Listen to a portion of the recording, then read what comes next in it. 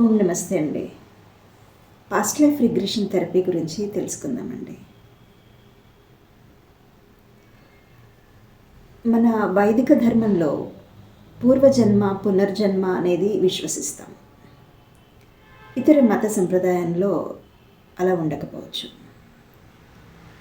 దీనికి ఆధారాలు కూడా మనకి ప్రత్యక్ష ప్రమాణాలుగా మనకి లభిస్తూ ఉంటాయి. శాస్త్రపరంగా చూస్తే వెనుక జన్మలు ఎవరన్నా తెలుసుకోవచ్చా అంటే యోగ విద్య ద్వారా సమాధి అవస్థకు వెళ్ళి సిద్ధి పొందిన వారు తెలుసుకుంటూ ఉంటారు. మహాభారతంలో శ్రీకృష్ణుడు తన జన్మలు తెలుసుకోవడమే కాకుండా అర్జునుడు జన్మలు కూడా తెలియచెప్పారు.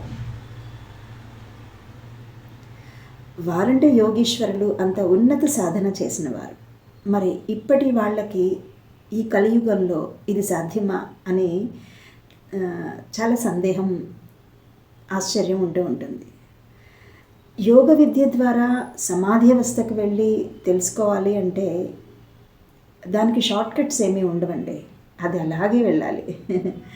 అలాగే వెళ్ళి ఆ పురుషార్థం చేసి అంత పరిశ్రమ చేసి తెలుసుకోవాలి. అందులో ఇంకా షార్ట్ కట్స్ ఏమీ ఉండవు.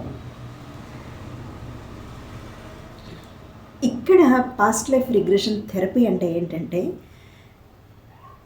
మనకి మృత్యువు రెండు రకాలుగా వస్తూ ఉంటుంది. ఒకటి స్వాభావికంగా, ఇంకొకటి అకస్మాత్తుగా.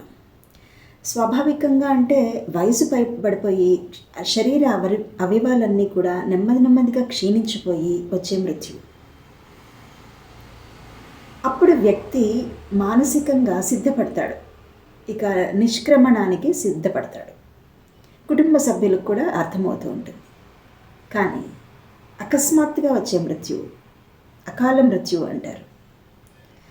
ఏదైనా యాక్సిడెంట్ కానీ, ఏదన్నా అగ్ని ప్రమాదం కానీ, జల ప్రమాదం కానీ, అనుకోని రోగ ఉపద్రవం కానీ, ఈ విధంగా ఉన్నట్టుండి వచ్చే మృత్యువు. అప్పుడు వ్యక్తి మానసికంగా సిద్ధపడడు. ఉన్నట్టుండి అలా జరిగిపోయేసరికి, కుటుంబ సభ్యుల నుంచి దూరం అయిపోయేసరికి వ్యక్తి మనోవేదన, ఆవేదన పూరితంగా ఉంటుంది. ఆ ఆవేదన పూరితమైన మనస్థితి మళ్ళీ జన్మలో ఆ జన్మంతా అలా కంటిన్యూ అవుతూ ఉంటుంది. ఎందుకు ఇంత ఆవేదన అనేది వాళ్ళకి అర్థం కాదు. అందుకని భగవంతుడు జ్ఞాపకాలనిచ్చి పంపిస్తారు. అటువంటి తీవ్రమైన ఆత్మహత్య చేసుకోవడం, ఇటువంటివి తీవ్రమైన ఒత్తిడికి గురయ్యి అకాల మృత్యు జరిగిందంటే వాళ్ళకి ఆ తాలూకా జ్ఞాపకాలని ఇచ్చి పంపిస్తారు భగవంతుడు. అందుకే మనం చూస్తూ ఉంటాం, చిన్నపిల్లలుగా మాట ఎప్పుడు ప్రారంభమవుతుందో అప్పటి నుంచి నా బంధువులు ఫలానా ఊరిలో ఉన్నారు, నన్ను అక్కడికి తీసుకువెళ్ళండి అని మారం చేయడం చిన్నపిల్లలు చూస్తూ ఉంటాం. అప్పుడు వాళ్ళకి తల్లిదండ్రులకు అర్థం కాక మానసిక వైద్య నిపుణుల దగ్గరికి తీసుకెళ్తారు. అక్కడ కూడా సమస్యకు సమాధానం దొరకదు. అటువంటప్పుడు ఇక ఆ పిల్లలు చెప్పేది నిజం కావచ్చు అని పరిశోధన చేసుకుంటూ అదే ఆధారాలు పట్టుకొని వెళ్ళి తెలుసుకుంటే అప్పుడు నిజాలు బయటపడుతూ ఉంటాయి. అప్పుడు ఈ పిల్లలకు కూడా ఆ బంధువుల్ని చూసుకున్న తర్వాత శాంతి కలుగుతుంది, మనశ్శాంతి. వాళ్ళకి కుటుంబ సభ్యులకు కూడా మనశ్శాంతి కలుగుతుంది. ఇక ఆ తర్వాత ఇద్దరు కుటుంబ బాంధవ్యాలు సత్సంబంధాలుగా చేసుకొని వ్యవహరించాలి అనుకుంటే వ్యవహరిస్తారు కలిసిమెలిసి. అవసరం లేదు అనుకుంటే ఉండిపోతారు.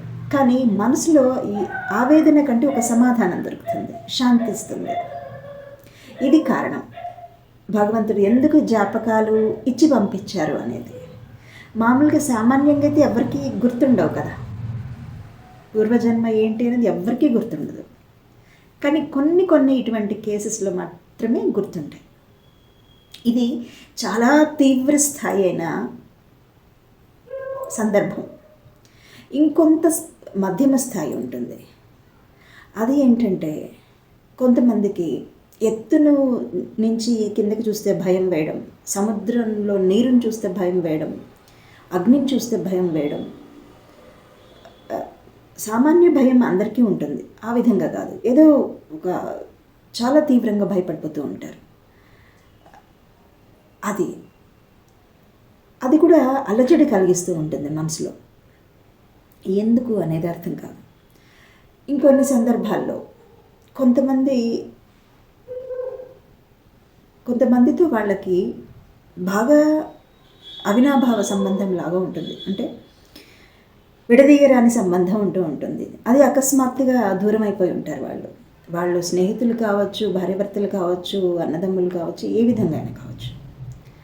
వాళ్ళు ఈ జన్మలో తారసపడిపోయినప్పుడు ఎక్కడ లేని ప్రేమ రావడం ఆ విధంగా ఉంటుంది. అలాగే శత్రువులైనా సరే పూర్వజన్మలో ఏదో తెలియని శత్రుత్వం దెబ్బలాడుకున్నారనుకోండి, ఈ జన్మలో కలిసినప్పుడు ఏ కారణం ఉండదు, అయినా సరే అకారణంగా శత్రుత్వం పెంచుకుంటూ ఉంటారు.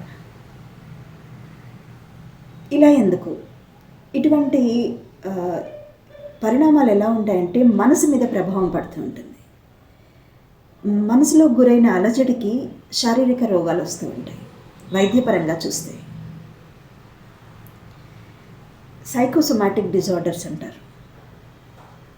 వీటికి సమాధానం కావాలి అంటే వైద్య నిపుణుల ద్వారా ఇది ఒక చికిత్సా పద్ధతిలాగా ఈ రోజుల్లో చాలా విస్తృతంగా ప్రయోగం చేయడం అవుతుంది. దీనికి యోగ విద్యకి ఏం సంబంధం లేదండి. ఇది ఒక సమస్య వచ్చింది కాబట్టి ఆ సమస్యని సంకేతంగా తీసుకొని ఇప్పుడు ఉన్న ఏ చికిత్సా పద్ధతిలో ఉపయోగించినా ఫలితం రావడం లేదు అంటే ఎక్కడో వెనక ఆధారం ఉంది అని అర్థం చేసుకొని ఆ సమస్యకి సమాధానంగా వెతికితే ఆ సమాధానం మాత్రమే దొరుకుతుంది తప్ప ఇంకా వాళ్ళ గురించి అన్నీ తెలియడం ఇదంతా కాదు. ఏదైతే సమాధి అవస్థకి వెళ్ళి యోగులు తెలుసుకున్నారో అది వేరండి, ఇది వేరు. ఇది ఒకటి కాదు, అది అంత ఈజీ కాదు. ఇది ఒక చికిత్సా పద్ధతి. దీంట్లో కూడా ఇది తెలుసుకున్న వాళ్ళంతా నిజమేనా అనుకుంటే ఇందులో కూడా చాలా భ్రమలు పడే వాళ్ళు కూడా ఉంటారండి. భ్రమలు పడే నిపుణులు ఉండొచ్చు, వైద్య నిపుణులు కూడా ఉండొచ్చు. అలాగే రోగులు కూడా భ్రమలు పడే అవకాశం ఉంటుంది, చాలా భ్రమల్లో ఉండొచ్చు. మరి నిజమేంటి ఎలా బయటకు తీయాలి అంటే కొన్ని ఆధారాల ఆసరాగా తీసుకొని ఇది నిజమా కాదా అని తెలుసుకోవడం జరుగుతుంది. ఎందుకంటే వ్యక్తి ధ్యాన స్థితికి తీసుకువెళ్ళి చేయడం జరుగుతుంది వారిని. ఆ ధ్యాన స్థితిలో వాళ్ళు ఉండగలగాలి, ఆ ఏకాగ్ర స్థితిని వాళ్ళు చేరుకోగలగాలి, విజువలైజేషన్ చేయగలగాలి. ఇవన్నీ కూడా సాధ్యపడినప్పుడు రోగులకి, అలాగే ఎక్స్పర్ట్ ఎవరైతే ఉంటారో వాళ్ళకు కూడా ఏ ఆధారాలను పట్టుకొని ఇది నిజమా కాదా అని అనలైజ్ చేసే చాకచక్యం ఉండాలి. అప్పుడు అది